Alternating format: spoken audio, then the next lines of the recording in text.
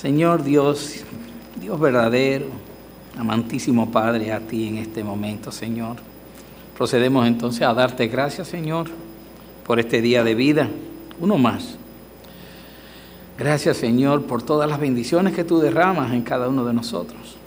Gracias, Padre, por tu provisión diaria, por tu cuidado, tu especial cuidado por cada uno de nosotros, tus hijos. En estos momentos te queremos pedir, Señor, permiso, que vamos a abrir y leer y tratar de una porción de tu palabra. Pedimos tu anuencia, Señor, para que tu Santo Espíritu pues, nos asista a fin de que podamos no tan solo entender, apropiarnos de esta palabra tuya, hacerla nuestra, sino también, Señor, que la pongamos por obra, que la practiquemos, Señor, que sea parte de nuestro andar diario. Te lo pedimos por Jesucristo, Señor y Salvador nuestro. Amén. Siéntense, hermanos. Hoy vamos a dar la última parte que ya teníamos comprometida con la carta de Santiago. Tengo varios meses predicando acerca de Santiago y hoy coincidencialmente, no hay coincidencia en las cosas de Dios. Es una diosidencia, vamos a llamarle así. Vamos a tratar acerca de la oración como instrumento divino. Y digo una coincidencia porque los miércoles aquí se está dando la oración en la congregación. O sea que los invito a que vengan y así participen también de ella y puedan nutrirse aún más de lo que las Escrituras nos dicen. Santiago capítulo 5, nos queda la última parte del verso 13 al verso 20. ¿Lo tienen? Voy a leer. ¿Está alguno entre vosotros afligido? Haga oración. ¿Está alguno alegre? Cante alabanzas. ¿Está alguno enfermo entre vosotros? Llame a los ancianos de la iglesia y oren por él, ungiéndole con aceite en el nombre del Señor. Y la oración de fe salvará al enfermo, y el Señor lo levantará, y si hubiere cometido pecados, le serán perdonados. Confesad vuestras ofensas unos a otros y orad unos por otros, para que seáis sanados. La oración eficaz del justo puede mucho. Elías era un hombre sujeto a pasiones semejantes a las nuestras, y oró fervientemente para que no lloviese, y no llovió sobre la tierra por 3 años y 6 meses. Y otra vez oró, y el cielo dio lluvia, y la tierra produjo su fruto. Hermanos, si alguno entre vosotros se ha extraviado de la verdad, y alguno le hace volver, sepa que el que le haga volver al pecador del error de su camino, salvará de muerte un alma y cubrirá multitud de pecados. Amén. Interesante. Ustedes saben qué era estamos viviendo hoy en día. Bueno, yo he oído que esta es la era de las comunicaciones, o de la comunicación. Todo parece estar interconectado una cosa con la otra. ¿Sabían eso? Si no, pues revísense el bolsillo a ver quién no tiene uno de estos. Nos sonreímos, ¿verdad? Este aparatito que tantas carpetas nos da, pues sencillamente nos mantiene intercomunicados lo que son la familia, los hijos, los amigos, el banco, las alarmas, el correo, los recordatorios. ¡Wow! ¡Cuántas cosas! Esto nos mantiene muy, yo diría que excesivamente comunicados, porque inclusive, vayamos donde vayamos, queda registrado geofísicamente, diría, un GPS, queda registrado dónde estamos, qué tiempo, dónde estuvimos. Muy, muy comunicado. Pero tal vez nunca como hasta ahora ha estado la humanidad tan incomunicada de Dios, en lo que llamamos la era de la comunicación. Y les voy a decir algo, no hay nada que nos haga acercar más a Dios que la oración, el vínculo de la oración. Y la oración entonces no es más que un instrumento que invoca la misericordia y el poder de Dios. Eso es la oración. No hay por qué complicarla mucho. Ella es nuestra vía de comunicación. Así como usamos el celular con familiares y con amigos, todavía de una manera mucho más íntima. La oración es nuestra línea directa, sin intermediación alguna, que desvíe, que omita o que cambie nuestro clamor a Dios. En este día estaremos tratando lo que Santiago entonces nos enseña acerca de la oración como si fuese un instrumento divino para comunicarnos con Dios, ya que con ella y por medio de ella nosotros podemos obtener y mantener una comunicación, pero una comunión al mismo tiempo con Dios. Comunión. En estos versos que leímos, Santiago nos exhorta que cuando estemos padeciendo aflicción o pasando por pruebas, que son cosas verdaderamente muy normales y cotidianas hoy en día para todos y cada uno de los creyentes, la acción de respuesta que debemos tomar no es ni desesperarnos, ni angustiarnos o abstraernos en soledad, ni la autocompasión que muchas veces algunos caemos. El deber más importante que tiene un cristiano en esos momentos es a la vez también su mayor privilegio. Es la comunión con Dios. Es recurrir a orar al Padre ante toda eventualidad que nos afecte. Y cuando yo digo eventualidad me refiero a que pueden ser buenas o malas. No importa. Y Santiago lo dice. Pero vamos a ver esto por parte. Ok, la primera parte sería orar en la aflicción, ¿verdad? Muy bien. Dice, si alguno está afligido, la respuesta entonces es hacer oración. Es comunicarnos humildemente a Dios. Es decirle a Dios nuestra impotencia y nuestro pensar, a la vez que le declaramos nuestra total confianza en su amor, poder y sabiduría. ¿Saben por qué? Primero, porque si nosotros lo pudiésemos solucionar, no le oramos a Dios en la mayoría de las veces, lo solucionamos nosotros mismos. Por eso, en la oración se va humilde. ¿Por qué? Porque somos impotentes ante el problema, la prueba o la aflicción. Pero vamos confiados, por eso oramos, en que Dios sí encontrará una respuesta. Sí va a actuar con poder y con sabiduría. ¿Por qué? Porque nos ama. Porque somos sus hijos. Eso pasa así. Todos, sin excepción, pasamos momentos de aflicción. Sí, Pepe, sí, enfermedad, carestía, muerte de seres queridos, tristeza, inclusive, ¿por qué no decirlo? Depresiones. Sí, el cristiano puede deprimirse y lo hace, claro que sí. Solamente hay que ver el mundo de hoy que se está viviendo. A veces el estado de algunos miembros de nuestra familia es para que tengamos un decaimiento, inclusive un decaimiento espiritual. Hasta esas cosas nos pasan a diario.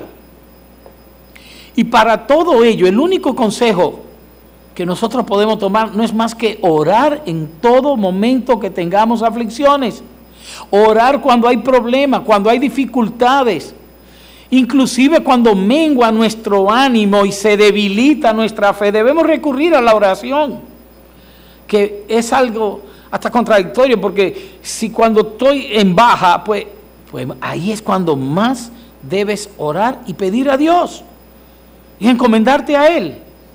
¿Por qué? Porque la oración es indispensable para poder pasar todos esos angustiosos momentos. Si no, no lo vas a soportar, porque son pesadas cargas. La oración nos da entonces poder para sobrellevar las aflicciones y pasando las pruebas, salir fortalecidos en la fe por ellas.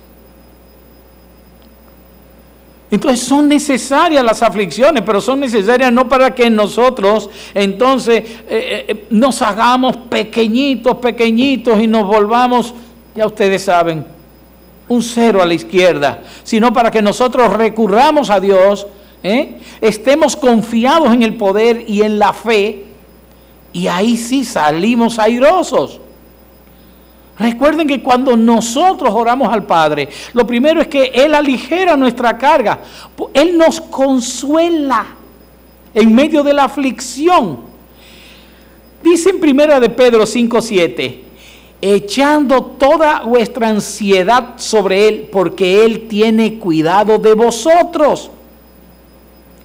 No es echar tu carga al familiar, es echársela a Dios. Es lo que dice. Y eso hace que nuestro problema sea menos pesado y menos gravoso. Pero no solamente ahí, recordemos entonces 2 de Corintios 1:3 dice, bendito sea el Dios y Padre de nuestro Señor Jesucristo, Padre de misericordia y Dios de toda consolación, el cual nos consuela en todas nuestras tribulaciones, y repito, el cual nos consuela en todas nuestras tribulaciones. ¡Wow! ¿Se están dando cuenta? Eso funciona. Dice, para que podamos también nosotros consolar a los que están en cualquier tribulación por medio de la consolación con que nosotros somos consolados por Dios. ¡Wow! O sea que tiene su fruto inclusive la aflicción que viene a nuestras vidas, las pruebas, porque una vez que somos consolados con Dios, y aprendemos a ¿qué? A ser igual que Él, personas entes que vamos a ¿qué? A consolar a otros, así de la igual manera como Dios nos consoló a nosotros. De la misma manera en que abundan en nosotros las aflicciones de Cristo, dice, así abunda también por el mismo Cristo nuestra consolación. No hay aflicción que no caiga dentro de estos renglones, que no podamos decir que hay una respuesta en Cristo para cada aflicción nuestra y que hay consolación para todas y cada una de ellas. Por esa misericordia y esa consolación no pueden venir. No van a venir, claro, ni una ni la otra van a venir si antes nosotros no vamos. Ellas no vienen si nosotros no vamos a Dios en oración. Ellas no vienen solas. Vienen cuando nosotros recurrimos a Dios, cuando nosotros oramos estando afligidos. E inmediatamente nosotros vemos el cambio. Cambia inclusive, lo primero, nuestra perspectiva con respecto a la aflicción misma que estamos sufriendo. Ya no la vemos tan difícil, tan agobiante, tan pesada, tan imposible. ¿Por qué? Porque el Señor inmediatamente cambia nuestra perspectiva de cómo la vemos. Y no olvidemos también algo, aún en medio de la aflicción y de las pruebas, que debemos estar pendientes, es de dar gracias a Dios por ellas. Y en medio de ellas, aun cuando las estamos enfrentando, sí, pero sabemos algo, que Dios la va a utilizar a nuestro favor. Recordemos a Pablo y a Silas cuando estaban en la cárcel. ¿Qué estaban haciendo? Cantando himnos, alabando a Dios, dando gracias en medio de tanta adversidad. Y esto mismo nos ayuda entonces a entender lo que va a ser la segunda parte de lo que nos dice Santiago, que es orar cuando estemos alegres. Ellos estaban alegres porque estaban padeciendo por causa de Cristo. Y la palabra dice que estemos alegres cuando cosas así nos ocurran. Y eso es lo que ellos estaban haciendo. Entonces, Santiago dice, ¿está alguno alegre? Sí, cante alabanzas. ¿Y qué es alabar? Bueno, alabar dice que es glorificar, enaltecer o realizar una celebración mediante palabras. Una alabanza, por tanto, puede ser una frase, un cántico o un discurso con los cuales se alaba a Dios. En todo caso, estamos dentro del contexto de lo que viene siendo la comunicación con Dios, porque la alabanza va dirigida únicamente a Dios. Estamos comunicándonos a Dios. Podríamos entonces decir que la alabanza es un tipo de oración. Y esta oración de alabanza es esencial entonces. ¿Por qué? Porque es a través de ellas que nosotros reconocemos la grandeza de Dios y su infinita bondad. Es por medio de ella. Les voy a poner un ejemplo. Salmo 57, 9 dice: te alabaré entre todos los pueblos, oh Señor, cantaré de ti entre las naciones, porque grande es hasta los cielos tu misericordia y hasta las nubes tu verdad. Exaltado sea sobre los cielos, oh Dios, sobre toda la tierra sea tu gloria. Ven, es una oración dirigida a Dios. ¿A qué? A su misericordia, a su grandeza, a su omnipotencia, a su sabiduría. Pero es una oración. En realidad, casi todas nuestras oraciones tienen un componente de alabanza, un reconocimiento a su deidad y a su misericordia, a su poder. Y aún en las cartas, cuando Pablo escribía, muchas veces denotaba esto. Romanos 11:36, porque de Él y por Él y para Él son todas las cosas. A Él sea la gloria por los siglos de los siglos. Amén. ¿Qué es lo que está haciendo? Alabando y reconociendo la omnipotencia de Dios. Y cuando nosotros oramos, también alabamos a Dios, porque sabemos que Él puede darnos la respuesta, que Él tiene la solución, que Él es grande. Estamos recurriendo a su misericordia, estamos reconociéndolo. Lo cierto es que tanto la oración y la alabanza son indispensables para nuestro crecimiento y también para nuestra fortaleza espiritual, porque reconocemos nuestra impotencia y a la vez la grandeza de nuestro Dios. Recuerden siempre que la alabanza brota ¿de qué? De labios, sí, pero de un corazón agradecido que va a exaltar las maravillas y las misericordias de Dios. Y debe estar esto presente cada día de nuestras vidas, así como el dar gracias a Dios por todo, como dice las Escrituras. La tercera parte es orar cuando hay enfermos. Pero aquí la palabra enfermo que se utiliza en griego es axeneo o asteneo y tiene un significado variable. O sea, comprende varias cosas. Vamos a ver. Estar debilitado de varias formas. Enfermo, débil, necesitado y cansado. Pero en esta parte de Santiago no solamente se está refiriendo a los que tienen una enfermedad física, sino también a los que tienen una debilidad emocional y espiritual. A los que han sufrido o han tenido una derrota espiritual y se sienten que no pueden soportar las pruebas y las aflicciones que están sobre él. También a eso es que se está refiriendo.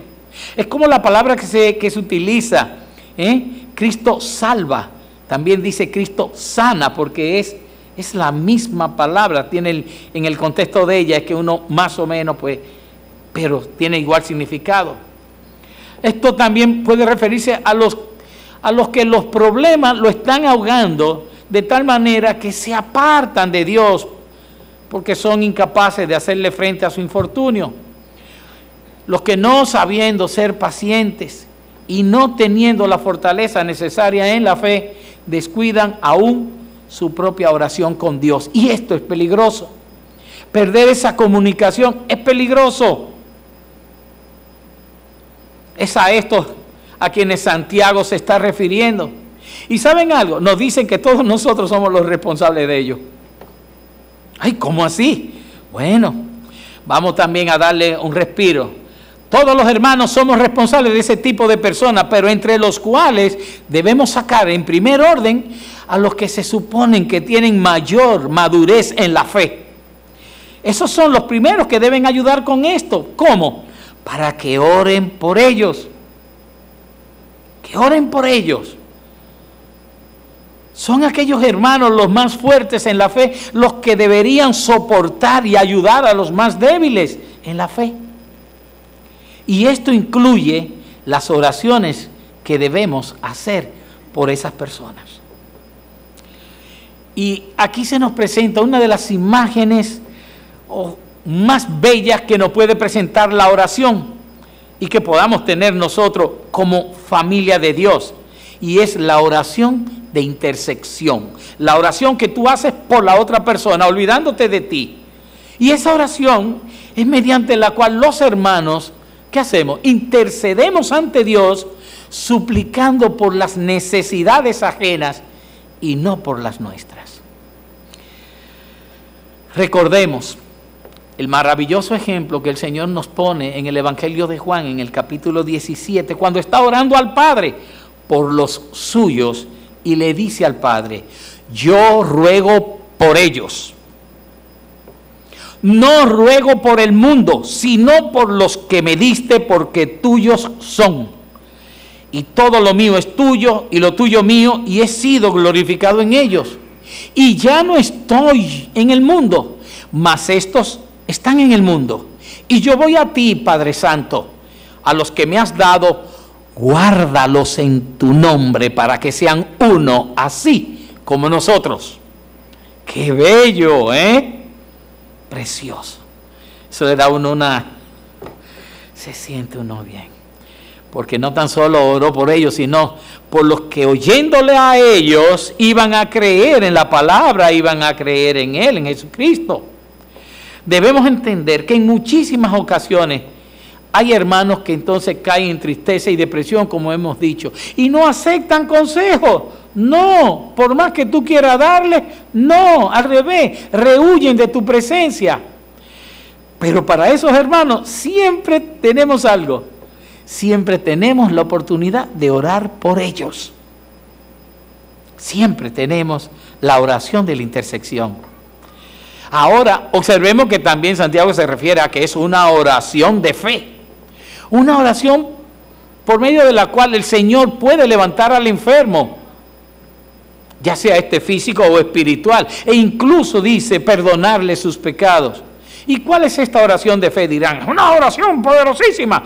Miren, es la oración que se hace teniendo plena confianza en Dios. Esa es la oración de fe. ¿Tan sencillo? Sí. ¿Pero cuál confianza es esa? Bueno, que el Señor, yo reconozco que el Señor escucha todas nuestras oraciones, y que al ser Él soberano y omnipotente, es Él quien decidirá lo mejor para nuestra eternidad.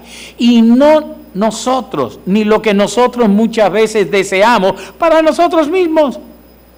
¿Que cuántas veces no está equivocado? ¿Cuántas veces el hombre no cree que sus caminos son rectos? Y no lo son caminos de perdición. Pero ¿saben algo aún más? Que la oración de fe es independiente con el resultado de la misma. ¿Por qué?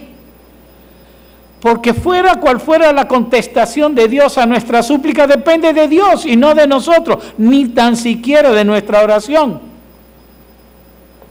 Esta oración muy distintamente lo que tiene que ver es con la seguridad plena de que Dios existe y que Dios escucha mis ruegos, mis oraciones. Y eso es básicamente. Oramos y reconocemos que cada respuesta a nuestras oraciones dependen únicamente de su misericordia, de su amor y de su soberanía. Dice el Salmo 34:15. Los ojos de Jehová están sobre los justos y atentos sus oídos al clamor de ellos. ¿Saben qué significa, verdad? Señor, escucha las oraciones de los justos. Siempre, porque está atento, deseoso, ávido, la escucha. Pero no necesariamente la va a contestar de la manera que nosotros querramos, ni en el tiempo en que nosotros también pensábamos que debiera ser. Al Señor nadie le pone cortapisas, ni nadie le dobla el brazo. Las oraciones de la congregación hace mucho por los hermanos y debe hacerse con los ancianos de la iglesia, con todos aquellos que puedan. Y les digo que son una oración que agrada mucho, mucho a Dios. Y eso hace que muchas veces nosotros vemos personalmente cuántas veces el Señor responde a ella, restaurando tanto al enfermo como al caído. Y esta iglesia, IEBC, ha sido testigo muchas veces y todavía lo sigue siendo de que esto es así. Amén. Son muchas las oraciones contestadas a favor de los hermanos. Muchas. Que todos la conocemos. No hay ni por qué traerla a colación. Todos lo sabemos. Y a Dios sea la gloria. Luego Santiago sigue diciendo: confesaos vuestras ofensas unos a otros y orad vuelve otra vez a la oración. Y orad unos por otros para que seáis sanados. La oración eficaz del justo puede mucho, claro que sí. Debemos presentarnos sin asuntos pendientes delante del trono de la gracia de Dios. No podemos ir a una fiesta de gala en la cual hay que ir vestido de blanco y nosotros vamos a ir todo enlodados y como un chiquero. No, no podemos. ¿Por qué? Porque Dios es un Dios santo y reclama santidad. Por lo cual, si ofendimos al hermano, pidamos perdón. Pero sin embargo, si los agraviados hemos sido nosotros, entonces estemos siempre dispuestos ¿a qué? A perdonar, siempre dispuestos a perdonar. Dice la palabra que el que encubre sus pecados no prosperará, mas el que los confiesa y se aparta alcanzará misericordia. Proverbios 28. Y en otro lugar dice, si confesáramos nuestros pecados, Él es fiel y justo para perdonar nuestros pecados y limpiarnos de toda maldad. Primera de Juan. Por otro lado, además de confesar nuestras culpas, nos dice que oremos también los unos por los otros. ¡Wow! Bellísimo. ¿Saben por qué? Porque orar los unos por los otros nos acerca, nos hace íntimos, nos hace familia. Porque yo no oro por cualquier cosa, yo oro específicamente por lo que son tus necesidades, por lo que son tus problemas, por lo que te está afligiendo. Inclusive doy gracias a Dios por lo que es tu felicidad, por lo que el Señor te concedió. Y eso es ser familia, sentir las penas y las alegrías del resto de la congregación, de cada hermano. Como decía ahorita en su oración Jesucristo, uno con nosotros, hacerlo uno, todos nosotros con el Señor. Eso es una manera en la cual compartimos, aligeramos la carga del otro y celebramos lo más bello que es la coinonía, la manera en que nos amamos los unos a los otros. Cuarto punto, la oración eficaz del justo. ¿Quién es el hombre justo? Bueno, Santiago le llama justo a cualquier creyente que sus pecados han sido perdonados y ora con una fe auténtica. Esa es la oración eficaz del justo. Y tiene varias características para esa oración ser eficaz, ¿sabían? Vamos a decir 4, rápida. La oración eficaz se hace en fe. Porque si pides sin fe, no lo vas a obtener. Eso está claro. Y más aún, sin fe es imposible agradar a Dios. 2. La oración eficaz no es egoísta, no busca su propio interés, su intención es pura. Eso. No nos dice la palabra de que piden y no reciben porque piden con malos propósitos para gastarlo en sus placeres. La oración eficaz no es egoísta, no es para mí mismo. Y aún sea para mí, es una intención pura, no para mis deleites. 3. La oración eficaz sale de los labios del justo. El salmista reconoce algo en Salmo 66, 18 y dice, si en mi corazón hubiese yo mirado a la iniquidad, el Señor no me habría escuchado. ¿Cómo es la cosa? Si tú le hubieras dado albergue en tu corazón a algo injusto, eso te descalifica para que tu oración llegue a oídos de Dios. Hay muchos pasajes en las Escrituras que hablan de que nuestro pecado en contra de otra persona puede ser un obstáculo en nuestra oración a Dios. ¿Sabían? ¿Por qué el Señor no escucha mi ruego? Oye, ¿cómo te va a escuchar si tú... Ve, arréglate primero con tu hermano, arregla tu deuda y entonces ven, hazle sacrificio al Señor, ven, haz oración al Señor. Es así. Y por último, la número 4, no por ser la última, es la menos importante, no, dice, la oración eficaz es consona y sujeta con la voluntad de Dios. ¿O no se acuerdan una expresión que dice, hágase tu voluntad? ¿Saben quién la dijo? El hombre más justo que ha existido jamás. Jesucristo. Oró así en una ocasión y en otra dijo, pero no sea como yo quiero, sino como tú quieras. O sea, tu voluntad, Padre, no la mía. Y nuestra confianza delante de Dios es como dice en Primera de Juan, si pedimos cualquier cosa conforme a su voluntad, Él nos oye. ¿Ven por qué esa oración eficaz? Es eficaz si es consona y sujeta de acuerdo a la voluntad de Dios. Quinta parte de esto es el ejemplo de Elías. Santiago nos muestra el profeta Elías como un hombre llevado por las emociones, por las pasiones, igual que tú, que yo, que todos nosotros. Elías entonces lo que nos quiere decir que no fue un hombre excepcional en lo absoluto, sino que fue alguien que supo orar fervientemente a Dios con un propósito alineado conforme a la voluntad de Dios.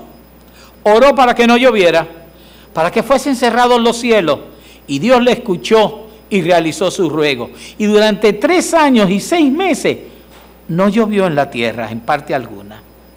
Y luego, llegado el momento que Dios había determinado, Elías oró a Dios nuevamente para que lloviese, y Dios hizo que se abriesen los cielos y lloviera. Y así aconteció. Pero esa lluvia no vino vacía, sino que, como dice Santiago, verso 18, dice, y otra vez oró, y el cielo dio lluvia, y la tierra produjo su fruto. O sea que luego de la lluvia viene el fruto. Toda oración que los hijos de Dios hagan, producen frutos, aunque no la veamos en el momento. Toda ella trae consigo frutos de humildad, frutos de consolación, frutos de misericordia, como hemos aprendido, frutos de amor. Por lo que no hay oración hecha por un hijo de Dios que sea estéril. Ninguna. Ninguna. Todas llevan fruto.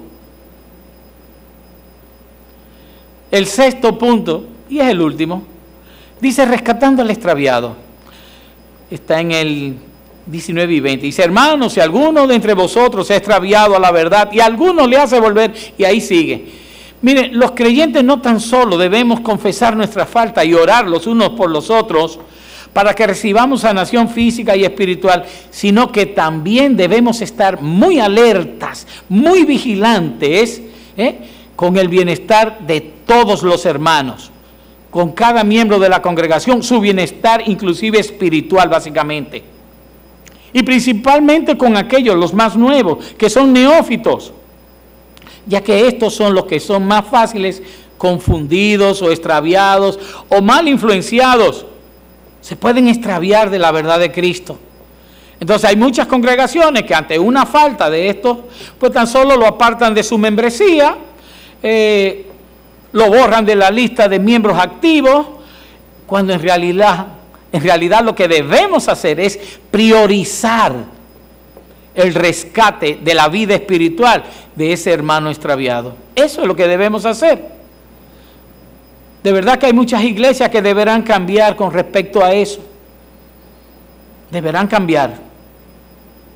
Debemos acercarnos a esas personas con amor, sin arrogancia, sin ser pretenciosos. Solo debe primar en nosotros el deseo del bienestar espiritual de esa persona, que es un alma extraviada, y con gentileza, con amor, con piedad, atraerlo nuevamente al rebaño. Y con eso habremos salvado un alma. Eso es lo que dice Santiago. Ven. Vamos a concluir con esto. La oración es el medio por excelencia para acercarnos a intimar con Dios. Nuestra oración debe ser constante y en toda circunstancia que vivamos debemos orar, sea esta tristeza, aflicción, prueba, felicidad, agradecimiento. Debemos Orar cuando estemos en pruebas y aflicciones, cuando tengamos dificultades. Y no perdamos de vista a Dios por estar viendo tan solo el problema y los afanes.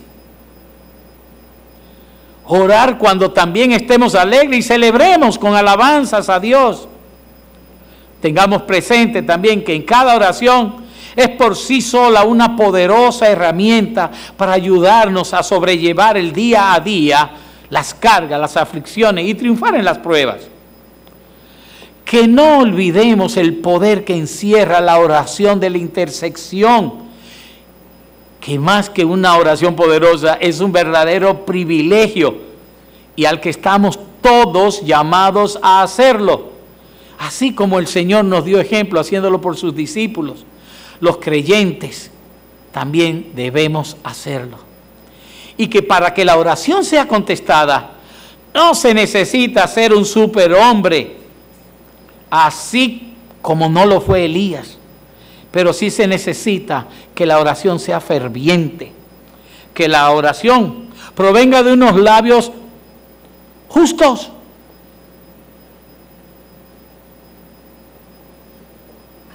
para que no estorben esa trayectoria, esa comunicación, conociendo nosotros que todo lo que pidamos debe ser conforme entonces a los planes de Dios.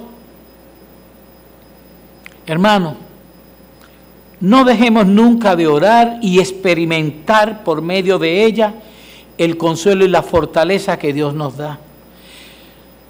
La misericordia que Dios derrama en esos momentos de intimidad con Él. Así como algo muy importante y es su paz. En la oración nos viene paz como un producto de la misma. Una paz que sobrepasa todo entendimiento. Porque aún estando nosotros ahogados de que por el problema, después que oramos y le entregamos a Dios nuestra carga, nos sentimos ligeritos. Esa es una paz que sobrepasa todo entendimiento. Bendito sea el Dios nuestro. Amén. Oremos.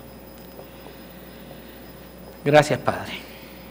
Gracias, Padre, por tu palabra. Cuántas cosas encierra, cuánta enseñanza, Señor. Nos dirige, nos lleva de la mano a que hagamos las cosas conforme a ti. Y no conforme a nuestro pensamiento ni a nuestras ideas, Señor. Te pido, Señor, que tu Santo Espíritu, pues, fije estas cosas en nuestra mente y en nuestro corazón, Señor.